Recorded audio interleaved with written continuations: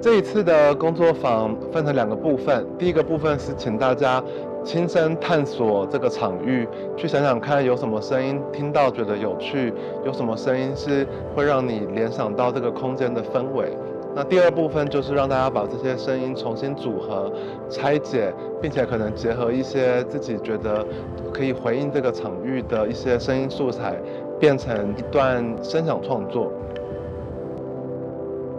那今年呢，我们把这个重点是这些场域呢，如何在跟学校、跟学生有更进一步的互动。今天其中的这一件作品，其实是我们过去跟香港大学一起合作的竹玄幻居这件作品。那这件作品呢，它的造型其实就有一种大喇叭的感觉哈，所以我们跟纪伯豪艺术家在讨论的过程当中，就认为说，很适合把我们声音的艺术，然后跟这个像大喇叭一样的竹玄幻居做一个结合，所以我们就促成了这一次的这件作品。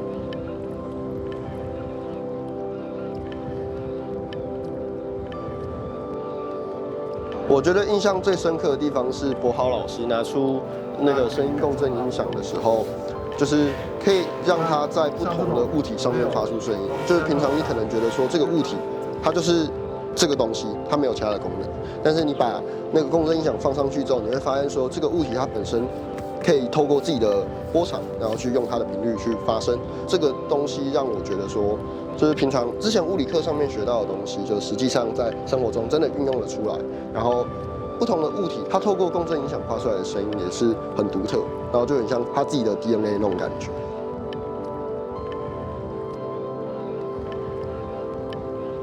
我们去录制了很多校园里面的所有声音，那把这些声音经过同学们的处理之后，把它变成一个像是专辑的感觉。那我们会一直重复的播放这个声音，然后每个同学的声音都会在里面出现。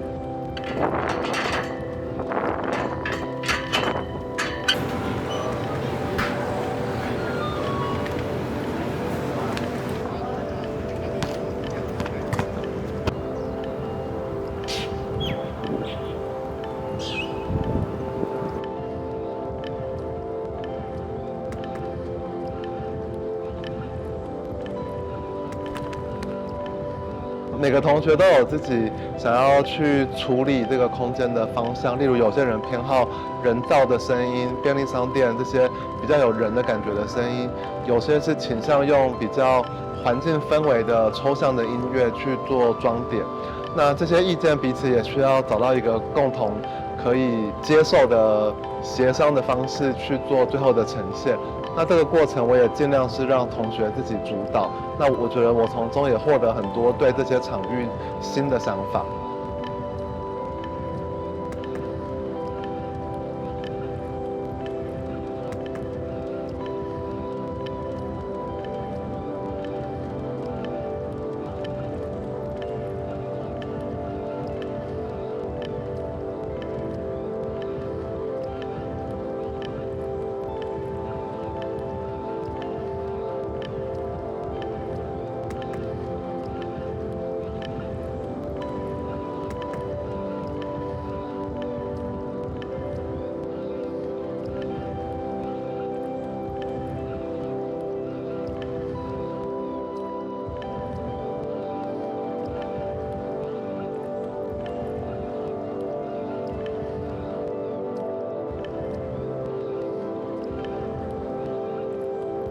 然后我们利用了椅子去当我们的共振喇叭的结构，让声音被扩大出来。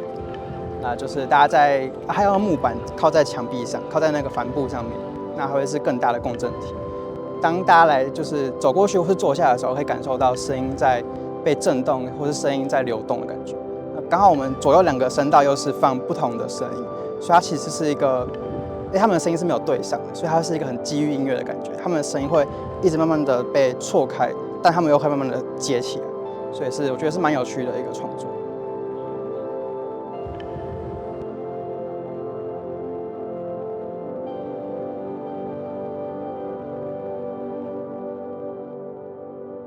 我会觉得说这堂课是一个可以让你自己跟自己内在声音、内在想法去沟通、去探索的一堂课。那因为柏豪老师要我们就是透过周遭的声音，然后你实际观察到的那种细微的东西，然后去把它结合成一个有节奏感的音档。那这个东西你在实作的过程，你会一直跟你内在的想法去沟通，然后你就会慢慢的有办法把你内在的想法表达出来。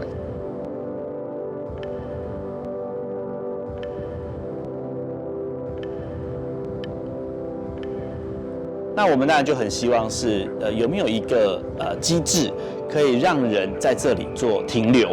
那停留让他能够坐下来，然后聆听校园的声音，然后看着我们身边的这个西部校区很独特的一个风景。这大概是我们在一开始所设定跟期望的。